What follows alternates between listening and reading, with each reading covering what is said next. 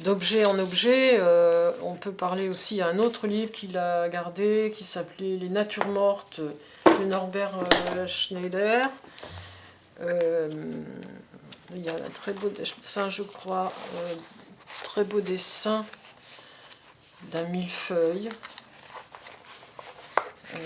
représentant, selon lui, quand il fabriquait ses théories, représentant l'univers. C'était sa théorie sur l'univers, les couches, les strates, soit représentées par des assiettes, soit représentées par un millefeuille.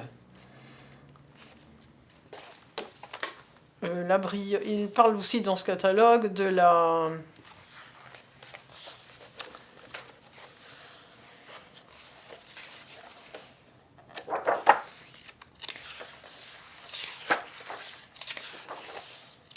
brioche, mais je la vois plus, la brioche. Dommage. Ah, là voilà.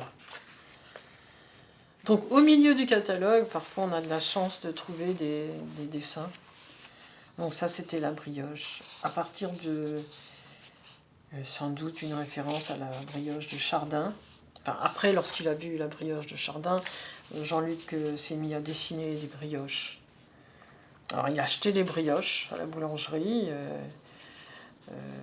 je crois à la boulangerie Le Gros à Dunkerque.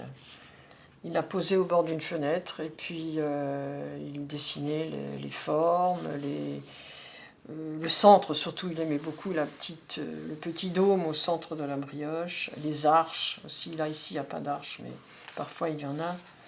Et il étudiait aussi l'ombre portée de la brioche. On voit dans le trait qu'il y avait une certaine délectation dans son tracé, c'est-à-dire que c'était comme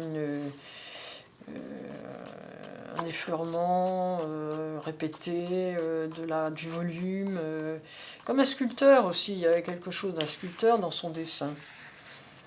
Tout simple, avec juste un stylo, le trait noir sur le papier blanc suffit à donner la forme, à donner une forme et surtout presque une odeur, j'allais dire. Alors là, c'est une brioche, d'après le dessin du Louvre de 1763 de Chardin. Effectivement, il a écrit la brioche 1763, avec le format Louvre, et c'est presque un peu humoristique puisque c'est lui qui l'a fait. Donc il n'a pas parlé de Chardin, il ne met pas Chardin, il met juste la brioche 1763, Dunkerque. Une deuxième brioche. Celle d'avant était un peu tubulaire, le haut de la brioche, ça ne devait pas lui plaire, il a recommencé, il l'a arrondi. Tous ces aliments, si vous voulez, des fois n'étaient même pas consommés, hein, il les achetait et il les gardait pendant 8 jours sur une assiette pour les contempler. Il aimait beaucoup ça. C'est vraiment quelque chose qu'il aimait.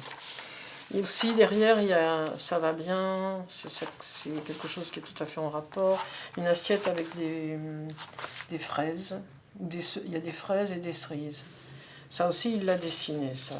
Il a dû le dessiner. Là, il n'y a pas de dessin de cela dans ce catalogue, mais il aurait pu annoter cette page. Est-ce qu'il y a d'autres choses dans celui-là ? Alors souvent aussi, il pliait une page, on sait qu'il y avait quelque chose qui l'avait intéressé, évidemment, comme beaucoup de gens font.